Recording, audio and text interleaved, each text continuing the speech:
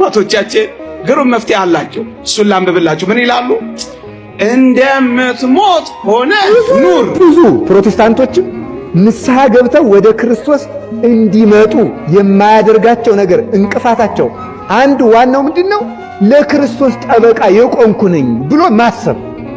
ቆም ብሎ እንኳን እየበደሉ እንደሆነ እንኳን እንዳይገባቸው በድንቁርና ቀለም ተቀብተው በድንቁርና ሲሚንቶና ኖራ ተለስነው እውነትን እንኳን ለማድመጥ እድል በማጣት ስለሚኖሩ ከዚያ የተነሳ ለእውነት ጆሮ ስለሌላቸው ሁልጊዜ የሚሰሙት ከራሳቸው ወገን ቆመው ስለሆነ እየመረጡ ለራሳቸው ሐሳብ የሚሆነውን እያሉ መጽሐፍ ቅዱስ እንኳን ሲያነቡ እየነቀፉ እዚህ ላይ ተሳስቷል እያሉ ከሰው ይውላችሁ ከእግዚአብሔር ጎን ሆኖ ሲሰማ ነው እንጂ ከራሱ ጎን ቆሞ ሲሰማ ወደ እውነት መድረስ ፈጽሞ አይቻለውም ማለት ነው።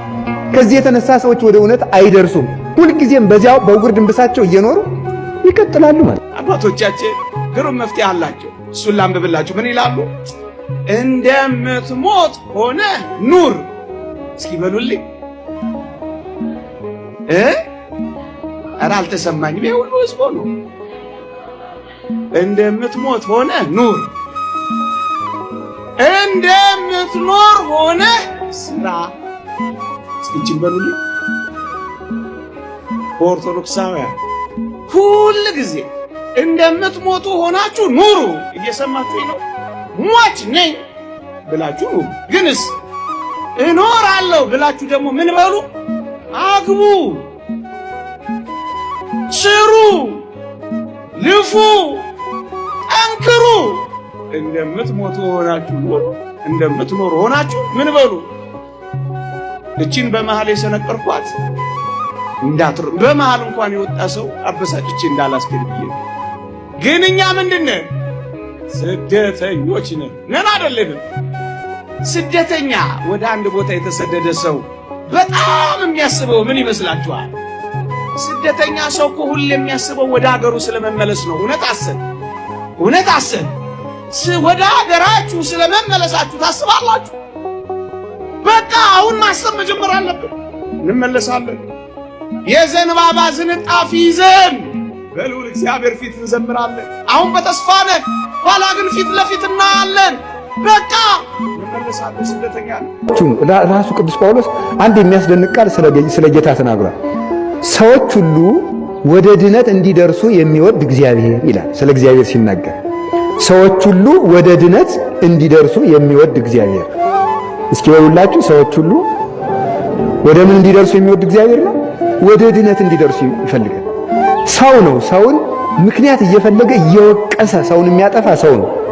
እግዚአብሔር ግን ችግርን እየዘረዘረ ሰውን የሚያጠፋ ይሄንን ሰው ወይም ይችን ሰው በየትኛው ቀዳዳ በኩል አስገብቸው ቢድንልኝ ይሻላል ብሎ ነው የሚያስበው እግዚአብሔር። ይህን ሰው እንዴት አድርጌ በየትኛው የምሕረት ደጅ ይግባ፣ የመዳኛ ነጥብ ምን ባገኘውለት፣ እንዲው ቀዝቃዛ ውሃ እንኳን እስከሚያገኝ ድረስ እግዚአብሔር ከኛ አንዲት የማዳኛ መንገድ እስኪያገኝ ድረስ ዝቅ ብሎ ይተጋል ማለት ነው። ወይ ፈቅድ ምክንያት ለዲን ባንዳች ምክንያትም ቢሆን ሰው እንዲድን እግዚአብሔር ተግቶ ይፈልጋል። እምትዘፍኑ ለዲያብሎስ ነው። ቁጭ ብላችሁ አይናችሁን ያጠፋችሁት ለዲያብሎስ ነው። እምትሰክሩ ለዲያብሎስ ነው። እምትሳደቡ ለዲያብሎስ ነው። እንዲሁ አሁን ክርስቲያን ይሆን ይመስላችኋል? የክርስትና ጠብታ ሳሉ ከናንተ የሚወጣው ስድብ ደፋርነታችሁ ልክ እኮ የለውም። በእውነት ደፋርነታችሁ አንሶሶ ውስተ ልሳኖ አንወር ውስተ ሰማይ አፎሙ፣ አፋቸውን በሰማይ ምላሳቸውን በምድር እንዳለ እኛ ያልነካ ነው፣ እኛ ያልነደፍ ነው። የኛ ምላስ ያልነካው ማን ነው? ፓትርያርክ አይቀርም፣ ጳጳስ አይቀርም፣ መምህር አይቀርም፣ አለቃ አይቀርም፣ መነኩሴ አይቀርም፣ ቄስ አይቀርም፣ ሽማግሌ አይቀርም። የቤተ ክርስቲያን ጠበቆች አይደረስም። ከድንግል ማርያም ስር የወደቀ ሰው ከመሰላሏ ጫፍ በህሊናዋ ከተማ በማህፀኗ ከተማ ካደረው ከንጉሥ ክርስቶስ ጋር ይገናኛል። እኔ ከመሰላሉ ስር አልተኛም ካልክ ንጉሱ ከላይ ተቀምጦ ግን መገናኘት እንደማትችል እወቀው እላለሁ። እንደዚህ ለሚል ሰው ነው። እናንተ ግን እድለኞች ነን። ከዚች መሰላል ስር ወድቀን ንጉሱ ከከተማዋ ላይ ሆኖ ብርሃኑን በደኛ ያወርዳልና መላእክትም ወደኛ ይወርዳሉና ሂደት መጣ እያለ በሕይወታችን የሚገጥሙን ፈተናዎች ቀስ በቀስ ክርስትና እንድንለማመደው የሚያደርጉን ጣፋጭ ሕይወት መንገዶች ናቸው ወገኖች። ፈተናን እኮ መቋቋም መቻል አለብን። በፈተናዎች እኮ መሰበር የለብንም። አንዳንድ ፈተናዎችና አንዳንድ መከራዎች ልካችንን ይነግሩናል፣ ማንነታችንን ያሳዩናል፣ አቅመ ቢሰነታችንን ይገልጹልናል። ያለ እግዚአብሔር እጆች ምንም መሆናችንን ያስተምሩናል። እኛም በሕይወታችን ከጸጥታው ይልቅ ሁከት ከገጠመን፣ ከድሎቱ ይልቅ ማጣት ከገጠመን፣ ከማግኘቱ ይልቅ መጉደል ከገጠመን፣ ወገኖቼ እመኑኝ እግዚአብሔር እኛን በዛ ውስጥ የመራን አንዳች የተሻለ ጥልቅ ጥቅም ቢኖረው ነው የወሰደን ብለን ነው የምናስበው። የተሻለ ባይሆን እንዴት ይመራናል? ችግራችን ገና በቀደም ተወግዶ ሌላ ችግር ሲመጣ እንደገና እንጠረጥረዋል። ከትላንት ያሳለፈን እግዚአብሔር ለዛሬም የማይታመን ይመስለን እንጠረጥረዋለን። እግዚአብሔርን በችግራችንና በመከራችን ልክ መገመት እንፈልጋለን። ለአንተ የሚያቀት የለም ከማለት ይልቅ በፍርሃት እንናጣለን። ለዚህ ነው ረስታችሁት ነው የሚላቸው አይመስልም።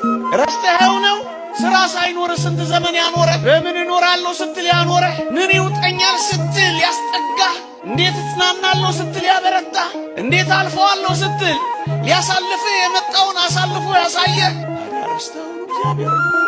ለልብ ራስ ይቅርታ ካላደረጉለት ይህ ዓለም እንደሆነ ማንም ይቅር ባይ የለም በፍጹም። ልብን ራስ ነው ይዞ የሚነሳ። ግብኢ ነፍሴ ውስተ ዕረፍትኪ፣ ነፍሴ ወደ ዕረፍትሽ ተመለሽ። እሴፎ ለዘያድኅነኒ እምንባዜ ወማውሎ፣ ከትካዜ ከአውሎ የሚያድነኝን እግዚአብሔርን ተስፋ አድርገዋለሁ። ነፍሴ ሆይ ወደ ዕረፍትሽ ተመለሽ እያሉት ራስን ማበርታት፣ አይዞህ ማለት ያስፈልጋል።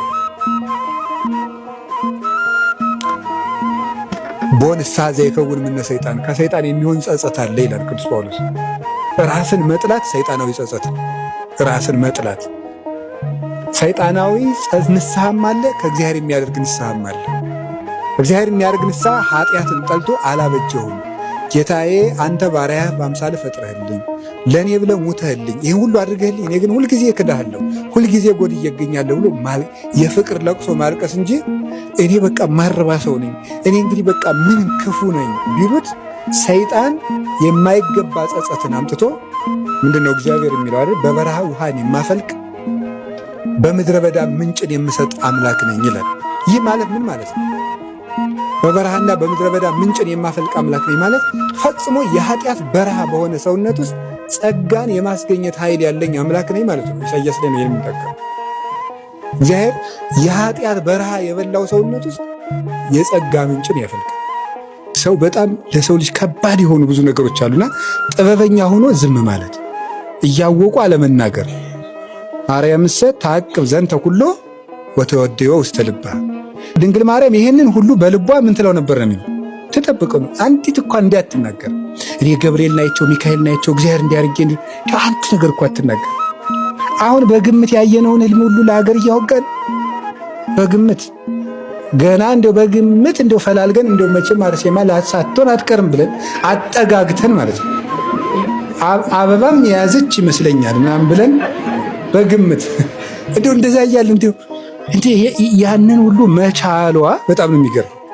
ያን ምስጢር እንዲህ መዝገበ ምስጢር እንደ እመቤታችን ያለ ማን አለን? አንደበቷ ቀርቶ በህሊናዋ ደግሞ ንጽሕት የሆነች ፍጹም የእግዚአብሔር ከተማ ግናይ ለኪ ኦ ቅድስት ድንግል ዘአስተሳለምኪ ሰማያተ ወምድረ፣ ሰማይና ምድርን አንድ ላይ ያገናኘሻቸው ድንግል ማርያም ሆይ ለአንቺ አገልግሎት ይገባሻል ይላል አባ ጊዮርጊስ። ሰማይና ምድርን ያገናኘሻቸው ድንግል ማርያም፣ መለኮትና ትስብእት ባንቺ የተገናኙብሽ ድንግል ማርያም፣ ባይድ መለኮትና ባይድ ትስብእት የተዋሃዱብሽ ድንግል ማርያም፣ መለኮትና ሥጋ በድንግል ማርያም ማኅፀን ቢገናኙ ሕዝብና አሕዛብ በወንጌል ተገናኙ። ነፍስና ሥጋ ታረቁ። መላእክትና የሰው ልጆች አንድ ኅብረት ፈጠሩ። ሰማይና ምድር ሁሉ ታረቁ። አሁን ምድር በክርስቶስ ደም ተቀደሰች። ሰማይ ሀገራችን ሆነ። ቀና ብለን እንኳን ማየት ያልተፈቀደልን ባሪያዎች ሰማያትን አልፈናቸው በክርስቶስ የደም ማኅተም በመንግሥቱ አብሮን ለመኖር ተፈቀደልን። ከነዚህ ሰዎች ጋር አልኖርም፣ መንፈሴንም አላሳድርም፣ እነዚህ ሥጋውያን ናቸው ብሎ በኖህ ዘመን የረገመን እግዚአብሔር እፌኑ ለክሙ ጰራቅሊጦስ መንፈሰ ጽድቅ ዘወፅእ እምአብ፣ ከአባቴ የሚወጣውን የእውነት መንፈስ እልክላችኋለሁ። እግዚአብሔር ርቆን የነበርነውን አሁን ሁላችን ለበስ ነው። አዳ ድንግል ማርያምን ምንድን ነው የምንለው? ስለዚህ እመቤታችንን እናመሰግንሻለን። ለምን ብኪ ቅሩባነ ሆነ። ቅዱስ ያሬድ ሲናገር አንቀጸ ብርሃን ላይ ለሃዲር እምር ውስተ ሰማያት ድንግል ማርያም በምድር የነበርነው ሰማይ ሂደን ለማደር ሩቅ አገር የኖርነው ሰዎች ቅርብ የሆንነው ባንቺ ነው። እመቤታችን አንቺ ቅርብ አደረግሽልን። ሩቅ አምላክ በምድር መጥቶ የቀረበን በሷ ምክንያት እና ቅዱስ ኤጲፋኒዎስ ምን ይላቸዋል? እነዚህ ሰዎች ለምንድነው እመቤታችን የሚሳደቡት ይልና ውሻ ጤነኛ ሳለ ጌታውን ያውቃል፣ የጌታውን ሚስት ያውቃል፣ ልጆቹን ያውቃል፣ ቤተሰቡን ይለያል፣ ጎረቤትንም ይለያል። ማን? ውሻ። ውሻ ግን ባበደ ጊዜ ጎረቤት ይለይ የነበረው ልጆቹን ይለይ የነበረው ውሻ ባለቤቱን ጭምር መንከስ ይጀምራል። ሰው ጤነኛ ሲሆን የቤተ ክርስቲያኒቱን ራስ ክርስቶስን ያከብራል። ቤተ ክርስቲያን እንድትመሰረት ምክንያት ድህን የሆነችውን ድንግል ማርያምን ያከብራል። የክርስቶስ ቤተሰቦች አካሎቹ የሆኑት ቅዱሳንን ያከብራል። ሲያብድ ግን ቅዱሳንንም ይሳደባል፣ እመቤታችንን ይሳደባል፣ ራሱን ክርስቶስንም ይነክሰዋል። ክርስቶስንም አማላጅ ፍጡር ብለው ይሰድቡታል። በእሷ ላይ ብቻ ተነስተው የቀሩ እንዳይመስላችሁ። ለምንድን ነው ሲባል ውሻው በማበዱ ምክንያት የጌታው መልክ ይቀየርበታል፣ የቤተሰቡ መልክ ሁሉ ይቀየርበታል። መናፍቃንም አይምሯቸው ስለተነሳቸው ፈጣሪ የሆነው ኢየሱስ ክርስቶስ በፍጡር መልክ ይታያቸዋል። የፈጣሪ እናት የሆነችው እመቤታችን አንሳ ትታያቸዋለች፣ ጣዖት ትሆንባቸዋለች። በእነሱ ሕሊና ላቲ ስባል የእሱ ልጆች ሐዋርያት ሁሉ ቅዱሳን ሁሉ በእነሱ የተናቁ ይሆኑባቸዋል። እንግዲህ ስላበዱ ውሻ ነው። ወደ ቤታችሁም ስትሄዱ እጅ ለእጅ አትያያዙ፣ ነውር ነው። ልሸኛት ብዬ ነው እያላችሁ አውቃችሁ እንደሱ አታርጉ ነው። ስለዚህ ራቅ ብሎ ነው መሸኘት እንጂ እንደሱ አይደረግም። እኔ እኮ እታዘባችኋለሁ፣ እኔም ተንኮለኛ ነኝ። ስለዚህ ወደ ቤተክርስቲያን ሰድ በኋላ አሁን እዚህ ካባርጌ ስለምታዩ አታውቁኝም። በሱ በከተፍ ወጣ አረግና በኋላ አያችኋለሁ እንዴት እያላችሁ እንደምትሄዱ ማለት ነው። ስለዚህ እንደሱ አታርጉ። አይ ነውር ነው። መኑ ያቁር እሳተ ውስጥ ተጽኑ እሳትን በጉያው ታቅፎ የማይቃጠል ማን ነው? እስቲ ሞክራት። አንድ ቅፍ እሳት ቆንጠር አድርግና በኪስ አይቻልም። ሰው ከሴትና ከወንድ ጋር እንደዚህ ሆኖ ቢያንስ ሕሊናው ሊነጻ ፈጽሞ አይችልም። እንደዚህ አይደረግም፣ ነውር ነው ማለት ነው። አላችሁ የላችሁም? መጀመሪያ እነዚህን ስርቆቶች እንዳስተካክል እኮ ነው። በደንብ ልስረቅ እኮ ነው። አንዳንድ ገና የምሰርቃቸው አንዳንድ ዶክመንቶች ስላሉ ሰርቄ በደንብ ልጨርስ ነው። ላስተካክል አሁን ጀምሬ ገብቼ ነገ ስሰርቅ እንዴት ሊሆን ነው? አንዳንዱ ለኃጢአቱ ቀጠሮ በመስጠት ነው። ኃጢአት ለመስራት ሰው ቀጠሮ ይሰጣል እንዴ? የዛሬ ንስሐ ገብቶ የነገን ጠብቀኝ ይባላል እንጂ ገና ልበድል ይችላለሁ ብሎ ሰው ለበደል ቀጠሮ ይሰጣል? ለበደል ቀጠሮ አይሰጥም። በደልን እንዳቀዳችሁ ብትሞቱ እኮ መኮነናችሁ እኮ ነው። እኔም የሚገርማችሁ እውነቴ ነው። መስሪያ ቤት ውስጥ ልበድል ይችላለሁ፣ ገበያ ውስጥ በስፍር ልሰርቅ ይችላለሁ ተብሎ ንስሐ አልገባም አልቆርብም አይባልም። ለምን? ንስሐ ባትገባም ራሱ ጥቂት አንድ ቀን የሰራኸው ጽድቅ እንኳን ቢኖር በሱ እንኳን እንዳትማር ጽድቅን እንዳቀርካት ኃጢአትን እንዳቀርካት ስለሞትክ በዚያ ብቻ ሊፈረድብህ ይችላል። ኃጢአትን ልትሰራ አቅደሙታል። ስለዚህ አንድ ሰው ቁርጥ ሕሊናው ራሱ ከተግባር ተቆጥሮ ይፈረድበታል። ቁርጥ ሐሳቡ ውሳኔ ከተግባር እኩል ነው። በቤተ ክርስቲያን አስተምሮ አንድን ነገር አደርገዋለሁ ብሎ መወሰን ከተግባር እኩል ነው። በተለይ ኃጢአትን ማለት አንዳንዱ እንደዚህ ብሎ ይቀጥራል። አንዳንዱ ደግሞ ገና ልጅ ነኝ ያው ቅድም እንዳልኳችሁ ነው ሸምገል ሲል ይላል። አንዳንዱ ላገባ ስል ይላል። አንዳንዱ ለመነኩስ ስል ይላል። አንዳንዱ ትምህርቴን ሲል አሁን ንስሐና ትምህርት ምን ያገናኛል? ማስተርሴን ስመረቅ ይላል። አንዳንዱ ማስተርስና አሁን ንስሐን ምን ያገናኛል? ፒኤችዲ ብታመጡ ሌላ ብትሉት አሁን ንስሐ ምን ያገናኛል? ዲያብሎስ ነው ጀግኔ ንስሐ እንዳንገባ ስለሚፈልግ ነው። ይህ በማር ለምንድን ነው ግን ሰይጣን የሚያራዝምብን የሚያስቀጥረን? ለምን እንደሆነ ታውቃላችሁ? የሚያስቀጥርበት ዋናው ምክንያት አንደኛ ከነዚህ መቅሰፍቶች በአንዱ ሊቀሰፍልኝ ይችላል ብሎ ስለሚያስብ ነገ ሊቀሰፍ ስለሚችል ሳይናዘዘው እንዲሞት። ስለዚህ ቢያንስ መጀመሪያ ከቻልኩ እንደበደለ እንዳያስብና ኃጢአት እየሰራው ነው ብሎ እንዳያስብ ላድርገው። አንዳንድ ሰው እኔ ኃጢአት አልሰራውም ተመስገን ነው የሰራችሁ ለራሳችሁ እኮ እኔ ደህና ነኝ የሚል ሰው አለ። አንዴ ከቻልኩ እንደዚህ ያላድርገው። እምቢ ብሎ ደግሞ አፍረቱንም ግድ የለም እናዘዋለሁ፣ ከማንም ጋር አላነጻጽርም፣ እናዘዝ አለብኝ፣ ክርስቶስ ይፈርድብኛል፣ መሐሪ ነው እያልኩ መቀለድ የለብኝ ብሎ ወስኖ ከጨረሰ ደግሞ ስለዚህ የሰው ሳይናዘዘው እንዲሞት ቀን ማራዘም አለብኝ። ለምን ሲያራዝም ኃጢአቱ ሊያስቀስፈው ይችላልና ሳይናዘዘው ከተቀሰፈ ተቀስፎም እድሜው አጥሮልኝ እገላገለዋለሁ፣ ኋላም ደግሞ ገነት ሳይገባ ይቀራል በማለት ነው። በእውነት ከዚህ አሟሟት ይሰውራችሁ። ያለ ንስሐ በምድሩም እንደተሰቃየን ተሸፍነን የምድሩን ተውት ብትታሰሩ 30 40 70 ዓመት ነው። የዘላለም እስራት አለ፣ የማይጠፋ እሳት አለ። ሐሳቡ ለምዳችሁት ሊሆን ይችላል። የማንቀላፋ ትል አለ፣ ሙተን የማናርፈው ሞት አለ። እንዲሁ ድህነት እንኳን ባይሆን ሰርተን ባናርፈው ሙቸን ላቀቀዋለሁ ይባላል። ክፉ ሰውንም እንዲያው ሚስትም ሆነ እናትም ልጇን ሙቸ እስከ መቼ ተላቅቄ ትላለች፣ ባልም ይላል እንዲያው አንቺን እንዲያው መቼ ሙቸ ተላቅቄሽ ሊል ይችላል። ሲኦልን ግን መቼ ሙቸ ተላቅቄ እንዳትል ሙታል። በሞት እንኳን መላቀቅ የማይቻልበት የሞት ሀገር ማለት ነው። የሞት ሀገር ያንን ያህል ነገር አስቀምጦ የሰው ልጅ ሁልጊዜ ይዘናጋል፣ ይረሳል። ሞቱን በፊቱ ይረሳዋል እንደሚሞት። አይ እኮ ሰው እኮ በጣም እኮ እንዴት ያለ እኮ ጭንቀት ፍጡር እኮ ነው። በጣም ክቡርም ነው፣ በጣም አስጨናቂም ነው፣ በጣም መከረኛም ነው። ደግሞ የሰው ሕይወቱ ብርቱ ሰልፍ ነው፣ ብዙ መከራ አለበት። ከመከራው አንዱ ይሄ ነው። እናቱን ቀብሮ አልቅሶ አይ ሰው ከንቱ ብሎ እናት ልጇን ቀብራ በመነገው ሰው ትሰድባለች። ሰው ቀብሮ መጥቶ እንግዲህ እንዲያው ለዚህ ከንቱ ዓለም ልጄ ከሞተ ጣጥየው ነው ማደረ እባክሽ እንዲያው ጥቂት ሰጥችል ጎረቤት ተሰብስቦ አይ እኔ እንዲያው ምን ነገር ነው አይ ወዲያው በቃ ጠላው ይጠጣል እንዲያ ይላል። ተረስቶ ጉች ነው በቃ ዘፈን በሳምንቱ ድልቂያ በልጁ ተስካር አታሙ የለጉመል። እንዲህ ያለ ችግር ነው በእውነቱ የተፈጠረብን ማለት ነው። እጃችሁ ላይ ያለውን ነገር በደንብ ተጠቀሙት። እውነቴን አታባክኑት። ትኩስ ጉልበት፣ ሩጦ የሚያመልጥ ጉልበት፣ ተንበርክኮ የሚነሳ ጉልበት፣ ነቅቶ ማንበብ የሚችል አይን፣ መነጽር የማይፈልግ አጥርቶ ማየት የሚችል መያዝ የማይችል የማይደክም ሰምቶ የማይታክተው ምድር ይዞ የማይነሳ የተስተካከለ የተከናወነ ሰውነት ይዞ ሰው ብዙ ነገር እጃችን ላይ አለ፣ እየባከነ ነው። እጃችን ላይ ይዘን የምንቀልድበት ብዙ ነገር አለ። ጊዜን እየቀለድንበት ነው። እድሜያችን እየቀለድንበት ነው። ጉልባታችን እየቀለድንበት ነው። ሰውነታችን እየቀለድንበት ነው። ገንዘብ ይቀለድበታል። ሁሉ ነገር ማላገጫ ነው በዚህ ዘመን። ዛሬ ያባከናችሁት ጊዜ ትዝ የሚላችሁ ስትሸመግሉ አሁን ትዝ አይል። የሽምግልና ጊዜ በነገራችሁ ላይ ዕዳ የመክፈያ ጊዜ ነው። ታውቃላችሁ? ዕዳ የመክፈያ ጊዜ ማለት መሰላችሁ? ሰው ሲሸመግል በወጣትነት ዘመኑ የሰራቸው ጉዶች በሙሉ እንደ መነጽር እየመጡ ሌት ተቀን ይታሰቡት። እነዚህ ቅዱሳንን ሁሉ አናመሰግንም የሚባሉ ዲዳ ውሾች ናቸው። ቤተሰቡን ጠላት ሲወረው የማይጮህ ውሻ ዲዳ ውሻ እንደሚባል እመቤታችንን አላመሰግንም የሚል አንደበት ዲዳ ውሻ ነው። ባለቤቱንም አያውቅም ቤተሰቡንም አያውቅም ብሎ ይነገራል። ከዚህ የተነሳ ነው።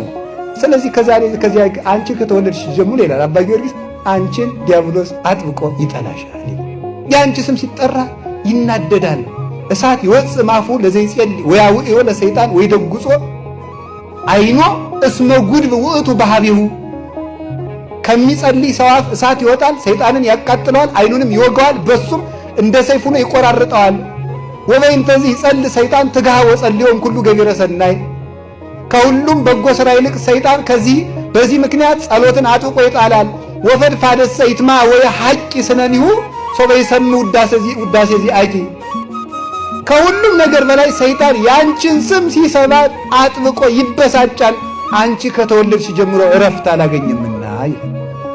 ጌታ ሐዋርያትን ይዞበት የወጣው ተራራ፣ ሦስቱን ደቀ መዛሙርት ይዞበት የወጣው ተራራ ታቦር ተራራ ነው። በዕብራይስጡ ታቡር ይሉታል። ወደዚያ ነው ይዟቸው የወጣ ብለው ተናግረዋል። ሁለተኛው ቅዱስ ያሬድ ነው። ቅዱስ ያሬድ ታቦር ወአርሞኔ የሚትፌስሑ በዝመዚያ ከሚለውን ወስዶ ከዳዊት የተነገረውን ለደብረ ታቦር በዓል ቀምሮ የሰራው እሱ ነው። ያ ተራራ ደብረ ታቦር ነው ብሎ ለሐዋርያት የቀረበ ሊቅ ነው። አሁን እንግዲህ በእኛና በቅዱስ ያሬድ መካከል በትንሹ የ1400 ዓመት ልዩነት አለ። አንድ ማስረጃ ትልቅ ብሎ የሚያዘው አንዱ ለነገሩ ለድርጊቱ ቅርበት ያለው ሊቅ ማስረጃ ሲደረግ ማስረጃነቱ ሚዛን ይደፋል። ቅዱስ ያሬድ አንደኛ በቅድስና ተገልጾለት የተናገረው ዕውቀት ነው። ሁለተኛ ደግሞ ለዘመኑም ቅርብ ነው። ሌሎችም ሊቃውንት ደብረ ታቦር ተራራ እንደሆነ የቤተ ክርስቲያን ሊቃውንት መተርጉማኑ ተርጉመዋል። ከኢትዮጵያውያን ግን እሱ ተናግሯል። ቀጥሎ ቅዱስ አባ ጊዮርጊስ ዘጋስጫም ይሄኑ ተናግሯል። አባ ጊዮርጊስ ከቅዱስ ያሬድ ጀምሮ ሲቆጠር 8ኛው የድጓ መምህር ነው። እሱም እንደዚሁ በመጽሐፈ ምስጢር ላይ ደብረ ታቦር እንደሆነ ያ ተራራ ተናግሯል። ብዙ ሰዎች ለራሳቸው ጊዜ ሳይኖራቸው ለሰው አገልጋይ ሆነው ይመጣሉ። ለራሱ ጊዜ የሌለው ሰው የሚያገለግለውን ሰው ጨምሮ ይጎዳል እንጂ አይጠቅም። ቁጭ ብላችሁ ዝም ብሎ ወሬ ስትጠቀጥቁ ከምትሉ ቁጭ ብላችሁ እስኪ አንብቡ። እውነቴን እኮ ነው የምነግራችሁ። ተግባር እኮ የሐሳብ ልጅ ነው። ሐሳብ ደግሞ የሚገኘው ይኸውላችሁ፣ እንጨት ሳትሰበስቡ እሳት ማንደድ ትችላላችሁ? ይቻላል? አይቻልም። ሐሳብ ሳይኖርህ ተግባር የት ታመጣለህ? ዕቅድ የት ታመጣለህ? ሥራ የት ታመጣለህ? ከሰው ጋር የመኖር ስልት የት ታመጣለህ? ነገ ቆርባለሁ፣ ሳትቆርቡ በሩ ይዘጋል። ክርስቶስ መብረቅ እያብለጨለጨ የሚመጣበትን ጊዜ አይደለም። ለእኛ ምጽአታችን ምናችን ነው? የምንሞትበት ቀን። በሩ ይዘጋል። ሳንቆርብ ይመጣል፣ ሳንታረቅ ይመጣል፣ ሳንጸልይ ይመጣል፣ የቀማነውን ሳንመልስ ይመጣል፣ የበደልነውን ሳንክሰው ይመጣል፣ እንደ ተዝረከረክን ይመጣል። ለማርያም መስገድ ጣዖት ነው ይላል። እሱ ሕዝብ አንበርክኮ ሰዎችን አስተኝቶ በቆዳ ጫማ ሲረግጣቸው ይውላል። ለእሱ መስገድ ግን ጥሩ ነው አይደል? ጥሩ ነው። ገምድ ደረስ ካለ እንፈትት። ለምንድን ነው አይደርስኩ? ለራስ ሲቆርሱ አያሰንሱ። የገዛ ፊቱን በሶፍት ጠርጎ ይህንም ብላው ትጸድቃለህ ብሎ ኢየሱስ ነው ያለኝ ብሎ ያበላል። የድንግል ማርያምን ስዕል ስንተሻሸትበት ጣዖት ነው ይላል። አየው ተረት ማለት ይሄ ነው። ልብ ወለድ ማለት ቀልድ ማለት ነው። ሕይወት የሌለበት ኑሮ ማለት ነው። ቀልድ ማለት ይሄ ነው። የሚቀለድበት ማለት ነው። አይጣ ላይ ድረስ እኮ ነው በእውነቱ ማለት ነው። አይጣ ላይ ድረስ እኮ ነው። ቤተ ክርስቲያን ውስጥ ያለውን ጸበል ሐዋርያት የቀደሱትን ውሃ ቅዱሳን ሐዋርያት በጸበል ሰው እንዲጠመቅ የሰሩትን ሁሉ ጌታችን ኢየሱስ ክርስቶስ ምራቅን ትፍ ብሎ ፈውሶ እውር እንዳበራ የተጻፈውን ትውፊት ተረት ነው ይሉታል። ነገር ግን ከአሜሪካ፣ ከአረብ፣ ከአውሮፓ ብዙ የዋሃን እህቶቻችን ሲደግሙበት የነበረውን ብር ፓስተር ገሬ እንዲህ ከሚባል ሆቴል ይገኛል ሆሊ ወተር ይሰጣቸዋል ተብሎ 20,000 $10,000 ዶላር ሰጥተው ውሃ ስሙን ቀይሮ እዞ ይላል ሆሊ ወተር ላይ ድረስ ነው። ሰው እኮ በጣም አብዷል እኮ ሰው አብዷል። ማበድ ይሄ እኮ ማለት ነው። ተረት እስኪ ተረት ሆኖ ነው። በቃ ተረት